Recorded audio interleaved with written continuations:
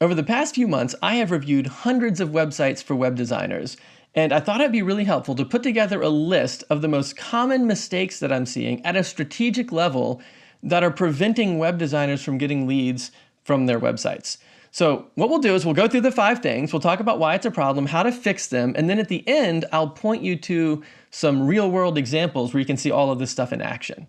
So the number one problem that I'm seeing is that the audience is too broad. Like almost everyone has an audience that's just far too broad, and I think they do it for 2 reasons. One reason is people feel like, well, I don't want to limit my options, or I don't want to limit my skill set by only doing, by pigeonholing myself into just doing one thing.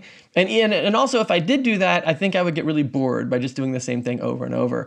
And I actually think both of those things are mistakes at a strategic level. We'll start with the skill set thing. It's like, I think a lot of people actually have a really thin skill set that they try to apply broadly, and you would actually be building a better skill set if you had a narrow audience with a deep skill set. Because if you did that, you'd be a specialist at something, and that would mean you'd have a deeper level of skill that people couldn't get from anywhere else, and you would land more clients at a higher price point that way. The other thing that I also think is a mistake is you're never going to get bored with that, because in fact, I actually think the opposite is true. I think if you just constantly build surface level websites for everybody, that would be boring. Whereas if you focus on an audience and then you can go infinitely deep, like you can constantly discover new ways to have a more powerful impact for your client. Plus things are changing all the time anyway. So like you're never going to get bored with that. So I think you'll make more money, have more powerful skill set, and you'll never get bored by picking an audience and going deep. So that's thing number one. Thing number two, because of thing number one, because of the audience being too broad, the second problem is there's never an offer on the website. And so what that means is that there's no offer. You're not really telling me like why I should hire you. Like how do I know if I want to work with you or not? And the answer is you probably don't unless I already know you personally, right? So that means you're going to be getting leads from like friends, family, referrals, maybe your brand, but probably not.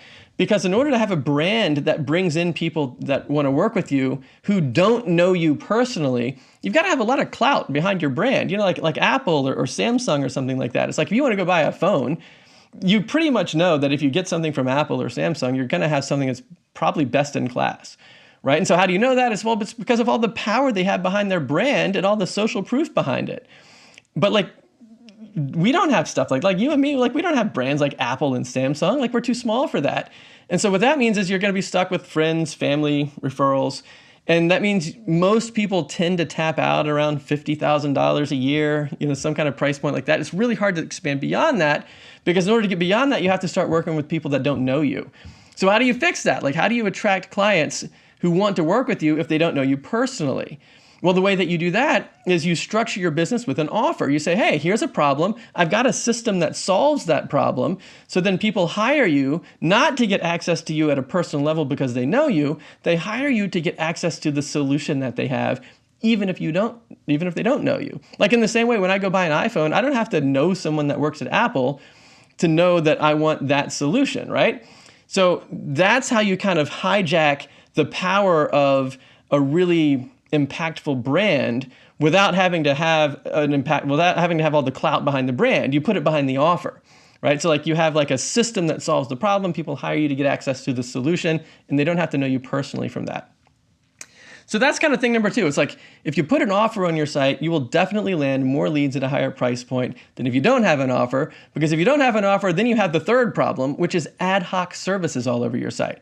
You know, you list web design, branding, SEO, whatever, like all the different services that you have. And that's going to give you 2 other problems that are going to be a strategic issue when it comes to getting leads for your business.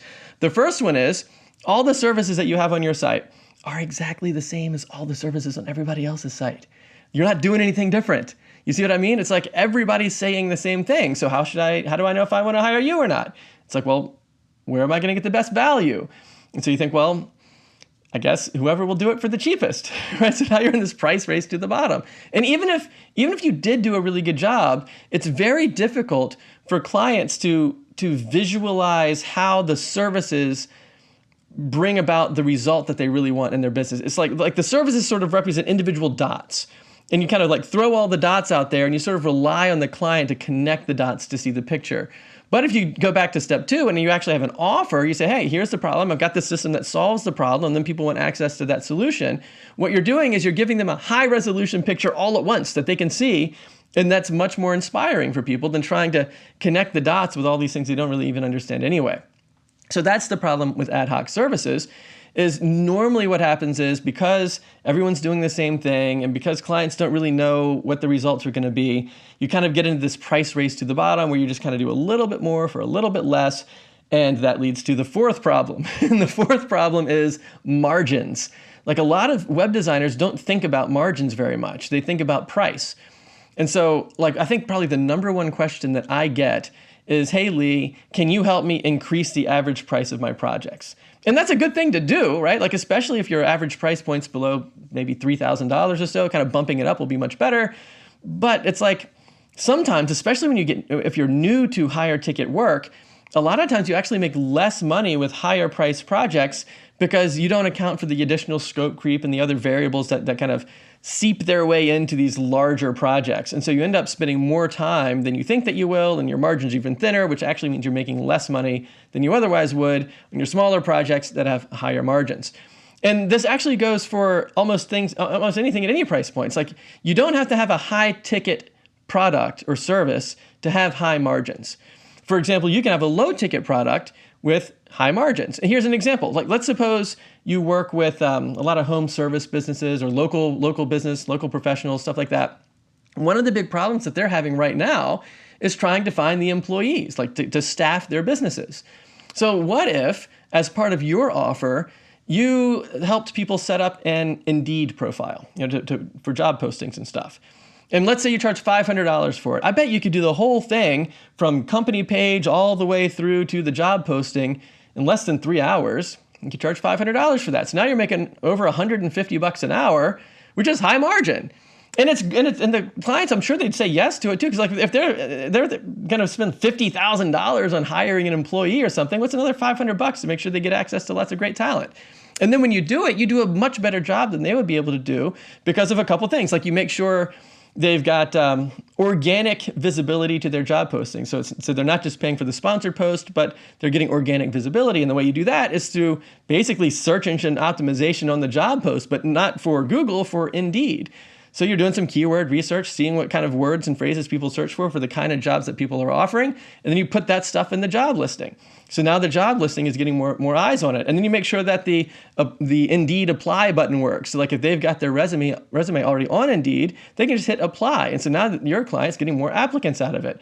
And then like set up the company page too, right? So it's like a lot of business they don't even know about the company page concept. They just say, hey, let's just post a job posting and hope for the best.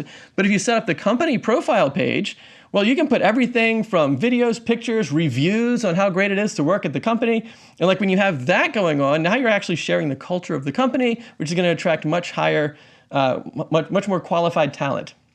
It's like you do all of that stuff and you can do it in a couple hours for $500, and your client's going to get much more value out of their Indeed experience. So everyone's winning. And that's an example of like a low ticket offer that has really high margins where everybody benefits from it. Like you benefit from it because you've got this high margin thing. Your client benefits from it because they're getting a lot more talent coming in that's very qualified, and people are getting jobs they love, right? So like everybody all the way down the line is winning from that. So give me a thumbs up if that makes some sense. Thank you for doing that. It helps more people discover the video.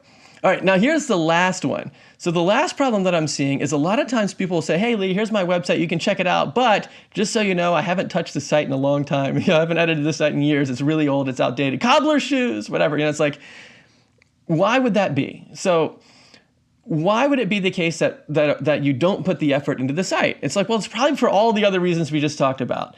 And you're saying, well, because I've got no audience, no offer, ad hoc services, thin margins, like all this other stuff, I'm not really getting a lot of value out of my own site. And I've always found that to be really ironic because on one hand, you're thinking, well, my site doesn't do anything for me, but let me sell you thousands of dollars worth of web design, right? So it's like, it seems a little ironic and inconsistent, but it makes sense because of all the problems that we just talked about. So you fix these strategic problems, and you'll also fix this whole outdated website problem as well. And then you can actually feel really good about the fact that you have an online marketing funnel for your own business. So if you want to see an example, or even like a series of examples of how this kind of works, Check out this next video, and I'll show you some real-world examples of how some web designers are fixing these problems and landing tons of clients, while a lot of other people are just waiting around for referrals.